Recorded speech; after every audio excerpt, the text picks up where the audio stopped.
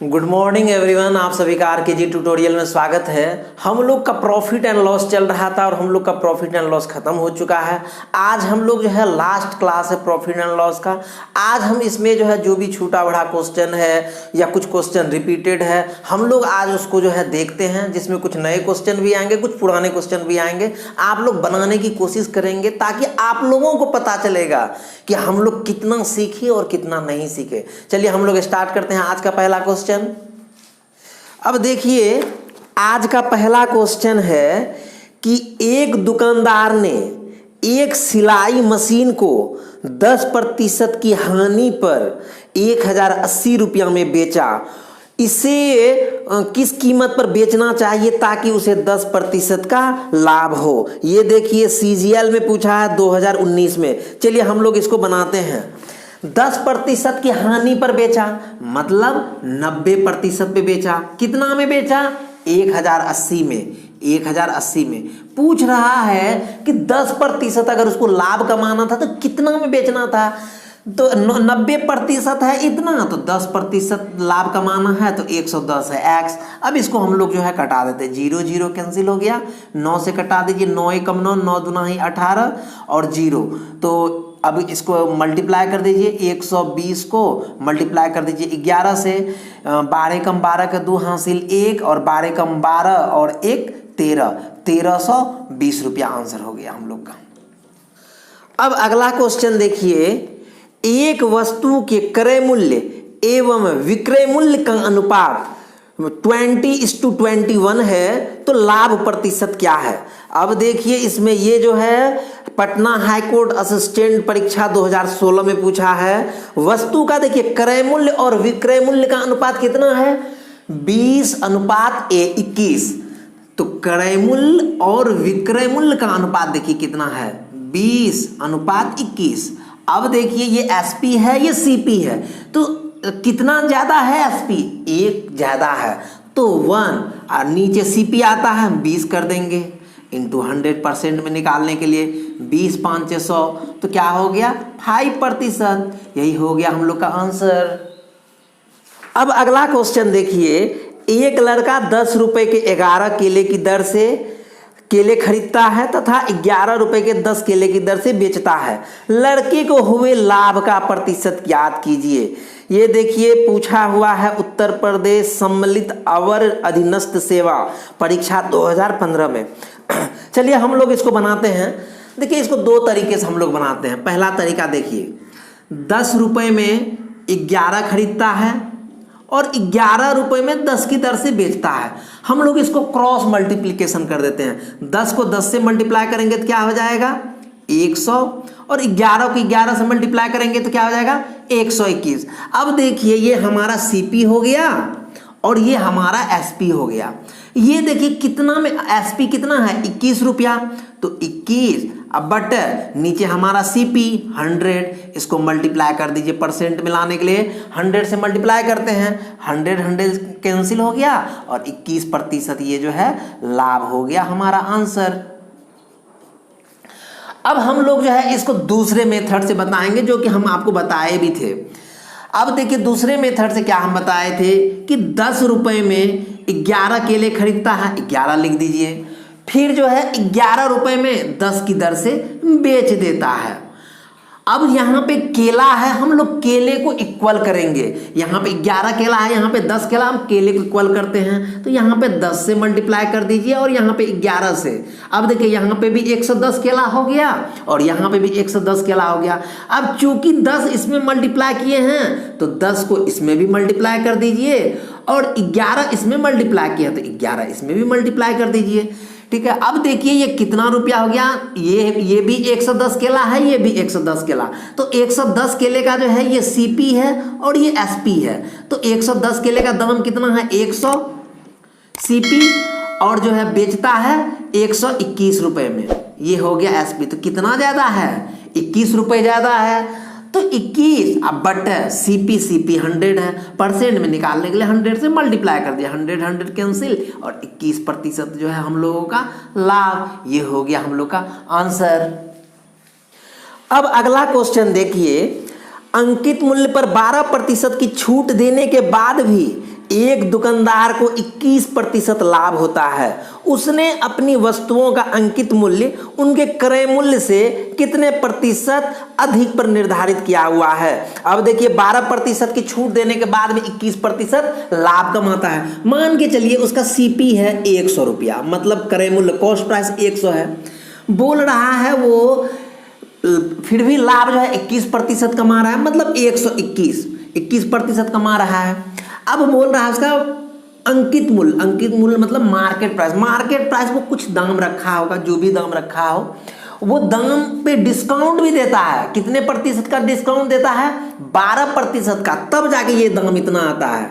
किसी shopping mall में जाएंगे उसका खरीदारी ये है, लेकिन वो मार्केट प्राइस कुछ और चिपकाया हुआ है। बोल रहा है हम आपको 12% डिस्काउंट पे दे रहे हैं। अब 12% डिस्काउंट देने के बाद 121 में आपको दे रहा है। अब देखिए कि तो हम लोग अब इसको कैसे निकालते हैं। 121 रुपया है, उसका जो है मार्केट प्राइस कितना निर्धारित किया हम लोग को मालूम नहीं है। लिख दीजिए MP, मतलब मार्केट प्राइस वही है। अब 12% डिस्काउंट है तो 88/100 कर दीजिए। 11 कम 11, 11 कम 11, 11 8 है 88, 4 दूना ही 8 और 25 चौके 100। तो ये कितना हो जाएगा? 25 को 11 से मल्टीप्लाई करेंगे तो 25 से कम 25 के 5 हासिल 2, अब 25 से कम 25 2 27, 275/2। अब इसको जो है भाग दे दीजिए। 2 एकम 2, 2 तिहाई 6 और 2 7 14, 2 5 10, 137.5। इसका मतलब जो है वो 137.5 में उसको दे रहा है। हमारा सीपी है 100 और निकला 137.5, तो 137.5। अब देखिए ये है 137.5, मार्केट प्राइस कितना है? 137.5। बोल रहा है कि कितना प्रतिशत अधिक निर्धारित किया है, तो देख लीजिए 37.5% जो है अधिक निर्धारित किया। यही तो हम लोग का आंसर हो गया, 37.5%, क्योंकि हम लोग 100 माने हैं तो 100 के सापेक्ष में 37.5%। अगर आपको ऐसे नहीं समझ में आ रहा है तो देखिए 37.5 आया तो 37.5 बट 100 इंटू 100 कैंसिल, तो 37.5% तो ही होगा। कि हम लोग 100 इसलिए मानते हैं कि हम लोग का जो है बाद में जो भी आंसर आएगा वही परसेंटेज जो है हम लोग का आंसर हो जाएगा। अगर 100 से ऊपर आ रहा है तो 37.5 और 100 से कम आ रहा है, जितना कम आ रहा है उतना प्रतिशत का हानि, इसीलिए हम लोग 100 मानते हैं जनरली सीपी को। चलिए अब हम लोग आगे क्वेश्चन पे देखते हैं। अब अगला क्वेश्चन देखिए, एक दुकानदार अपने सामान का मूल्य उनके क्रय मूल्य से 20% अधिक अंकित करता है। वह 3/4 सामान को अंकित मूल्य पर बेचता है तथा शेष सामान को अंकित मूल्य के 50% पर बेचता है। तो कुल सौदे में उसका लाभ प्रतिशत ज्ञात करिए। अब देखिए उसका सामान का मान के चलिए सीपी है, मान के चलिए सीपी है 100। बोल रहा है 20% अधिक अंकित करता है। वो अपना प्राइस बैठा के रखता है 120। अब वो बोल रहा है कि अपने सामान को वो 3/4 भाग को जो है अंकित मूल्य पर बेच देता है। तो उसका अंकित मूल्य कहिए या मार्केट प्राइस कहिए, अंकित मूल्य कहिए 120 है और उसको 3/4 भाग को क्या करता है वो बेच देता है कितना? अंकित मूल्य पर। तो इसका 3/4 कितना होगा? क्योंकि अंकित मूल्य का 3/4 कितना हो जाएगा? 90। क्योंकि इस 120 का आप अगर 3/4 निकालेंगे तो 4 तिहाई 12, 30 तिहाई 90।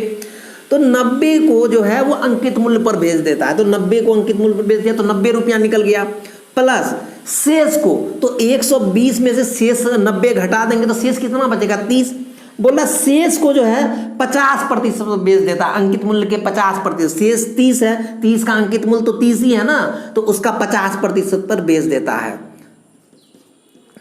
अब देखिए 50, अब इसको हम लोग कटा देते हैं। 50 दूना 100, 2 से 15 बार में 30, तो टोटल कितना हो जाएगा? 90 + 15 105। तो बोल रहा है कि उसका प्रॉफिट कितना है। चूंकि सीपी 100 है और अभी भी वो 105 है, तो इसका मतलब 5% उसका क्या हो गया? प्रॉफिट हो गया। यही हो गया हम लोग का आंसर।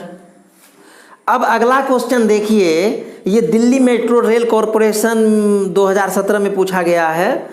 एक दुकानदार 10% की बेईमानी का दावा करता है क्रय के समय और ऐसे बटखरों का इस्तेमाल करता है जो बराबर के बटखरों से 10% कम है। उसके द्वारा लाभ अर्जित कितना प्रतिशत है?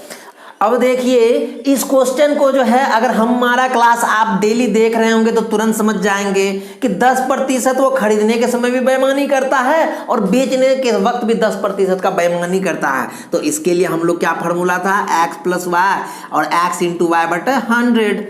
10% प्रॉफिट वहां भी कमा रहा है, 10% प्रॉफिट वहां भी कमा रहा है, तो 10 प्लस 10 अब प्लस 10 इंटू 10 बटे 100, ये हो गया 0 0 कैंसिल और 10 10 20 अब प्लस 1 21, तो 21% का क्या हो गया लाभ उसको, यही हो गया हम लोग का आंसर।